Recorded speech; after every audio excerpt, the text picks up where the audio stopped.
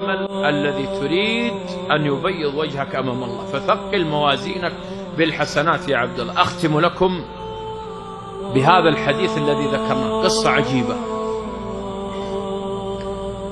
رجل كبير في السن كان لا يصلي إلا في الصف الأول خلف الإمام،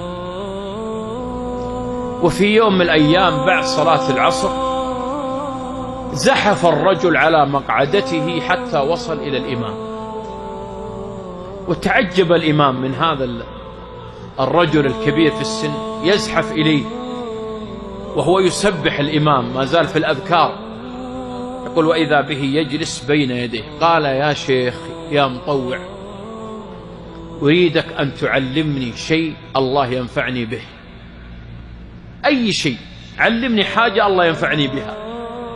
يقول الشيخ الداعي الإمام، يقول فاجأني وأنا أسبح ويزحف وجاء إلى عندي، يقول ماذا أقول له، ماذا أعلمه، يعني باغتني هكذا، ماذا أعلمه؟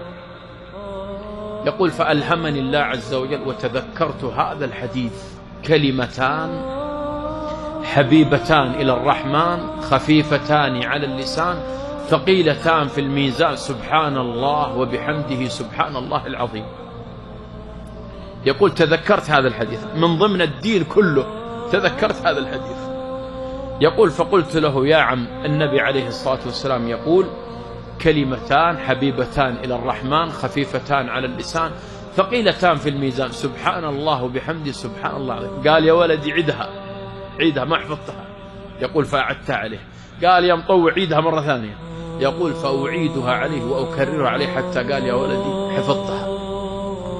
خرج هذا الشايب يا إخوان يدعو بهذه الكلمة إلى الله جل وعلا، كلما جلس في مجلس وفي وليمة وفي عزيمة. قال يا إخواني، النبي عليه الصلاة والسلام يقول كلمتان حبيبتان إلى الرحمن خفيفتان على اللسان ثقيلتان في الميزان، سبحان الله وبحمده سبحان الله العظيم. يجون البنات من محارمه يسلمون عليه ويسلمون على راسه، يقول يا بنتي، النبي عليه الصلاة والسلام يقول كلمتان ويذكر لها الحديث وينشر هذا الحديث. كلما دخل في مجتمع أو جاءه أحد من أقاربه أو زاره في بيته قال هذا الحديث، فأخذ يدعو به إلى الله.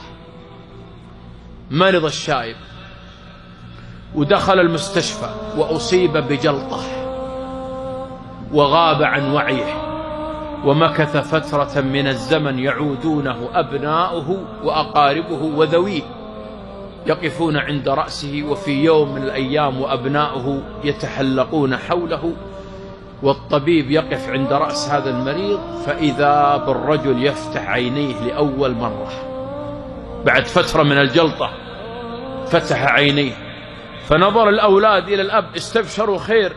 الأب فتح عينيه، الدكتور ينظر، فرح الدكتور، اقترب منه الدكتور يلبس البالطو حق الدكتور والسماعة معلقة في صدره، فينظر إلى المريض وينظر المريض إليه هذا الشايب. فعرف الدكتور، عرفوا من السماعة وعرفوا من البالطو، فقال له يا دكتور، يا دكتور، النبي عليه الصلاة والسلام يقول كلمتان حبيبتان إلى الرحمن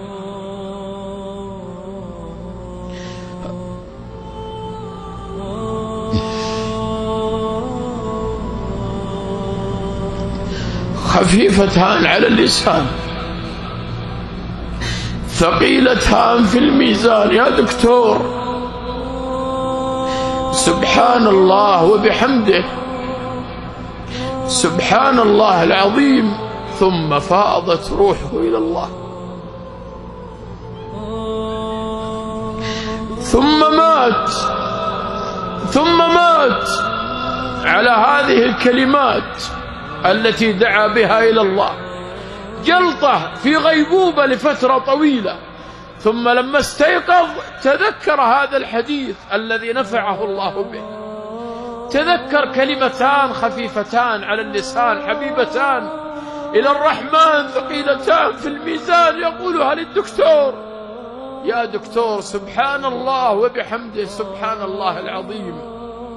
أتعلم يا عبد الله أن الحمد لله تملأ الميزان وسبحان الله والحمد لله تملأ ما بين السماء والأرض، وأنك لو قلت سبحان الله وبحمده غرست لك نخلة في الجنة.